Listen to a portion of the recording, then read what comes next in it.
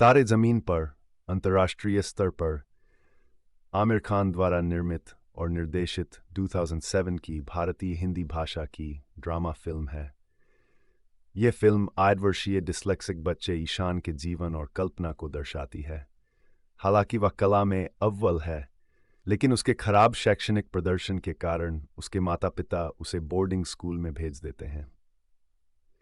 ईशान के नए कला शिक्षक को संदेह है कि वह डिस्लेक्सिक है और उसकी विकलांगता पर काबू पाने में उसकी मदद करता है। दरशील सफारी 8 वर्षीय ईशान की भूमिका में है और आमिर खान उसके कला शिक्षक की भूमिका में है। क्रिएटिव डायरेक्टर और लेखक अमोल गुप्ते ने शुरू में अपनी पत्नी दीपा भाटिया के साथ मिलकर इस विचार को विकसित किया, जिन्होंने फिल्म की संपादक के रूप में काम किया। शंकर एहसान लॉय ने फिल्म का संगीत तैयार किया और प्रसून जोशी ने कई गानों के बोल लिखे।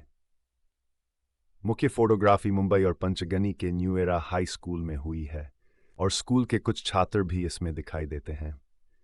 फिल्म ने भारत में दिसंबर 2007 को अपनी पहली थिएटर प्रस्तुति की तथा यूटीवी होम एंटरटेनमेंट ने 2008 में भारतीय दर्शकों के लिए डीवीडी जारी की। बाद में डिज्नी द्वारा अंतर्राष्ट्रीय संस्करण डीवीडी जारी करना किसी वैश्विक कंपनी द्वारा भारतीय फिल्म के वितरण अधिकारों की पहली खरीद थी। तारे ज़मीन पर को कई पुरस्कार मिले हैं, जिनमें 2008 के लिए सर्वश्रेष्ठ फिल्म के लिए फिल्म फेयर पुरस्कार और 2008 में परिवार कल्याण पर सर्वश्रेष्ठ फिल्म के लिए राष्ट्रीय फिल्म पुरस्कार शामिल हैं। ये 2009 के अकादमी पुरस्कार सर्वश्रेष्ठ विदेशी फिल्म के लिए भारत की आधिकारिक प्रविष्टि थी, लेकिन शॉर्टलिस्ट में आगे नहीं बढ़ पाई। ईशान अवस्थी एक 8 वर्षीय लड़का है जो स्कूल और पढ़ाई से नफरत करता है, क्योंकि उसे सभी विषय कठिन लगते हैं और अक्सर उसके शिक्षक और उसके सहपाठी दोनों ही उसे नीचा दिखाते हैं और नापसंद करते हैं। उसकी कल्पना, रचनात्मकता और कला और पेंटिंग की प्रतिभा को अक्सर नज़रअंदाज कर दिया जाता है या उस पर ध्यान नहीं दिया जाता। उसके पिता नंदकिशोर अवस्थी एक सफल कार्यकारी हैं जो अपने बच्चों से उत्कृष्टता की उम्मीद करते हैं, और उसकी माँ माया अवस्थी एक गृहिणी है जो ईशान को शिक्षित करने में असमर्थता से निराश है। ईशान का बड़ा भाई योहान अवस्थी एक अनुकरणीय छात्र और एथलीट है जिसकी योग्यताओं पर ईशान अक्सर शर्मिंदा होता है। एक विशेष रूप से खराब शैक्षणिक रिपोर्ट प्राप्त करने के बाद ईशान के माता पिता उसे एक बोर्डिंग स्कूल में भेज देते हैं। वहां वह तेजी से भय, चिंता और अवसाद की स्थिति में डूब जाता है। बावजूद इसके कि उसकी दोस्ती शारीरिक रूप से विकलांग लड़के राजन दामोदरन से होती है, जो कक्षा में शीर्ष छात्रों में से एक है। ईशान अपने माता पिता को याद करने के कारण दुखी है। बोर्डिंग स्कूल के शिक्षक पिछले स्कूल के शिक्षकों से भी अधिक अपमानजनक हैं और उसे लगने लगा है कि वह वास्तव में एक असफल व्यक्ति है। ईशान आत्महत्या के बारे में सोचता है, छत पर लगी बाड़ पर चढ़ जाता है, लेकिन राजन हस्तक्षेप करके उसे बचा लेता है।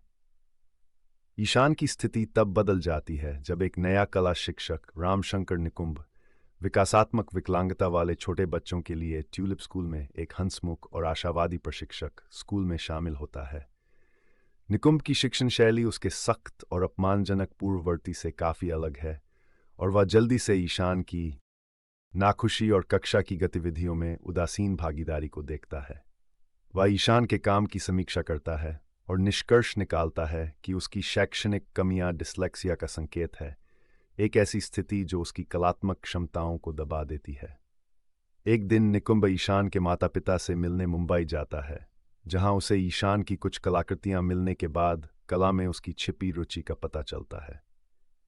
परेशान होकर वह नंदकिशोर से पूछता है कि उसने अपने बेटे को बोर्डिंग स्कूल में क्यों भेजा, और माया को उसके बेटे की नोटबुक दिखाते हैं जिसमें उसके संघर्षों का विश्लेषण है।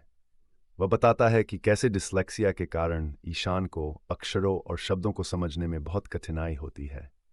हालांकि नंदकिशोर इसे मानसिक विकलांगता बताते हुए इसे आलस्य का बहाना मात्र मानते हैं।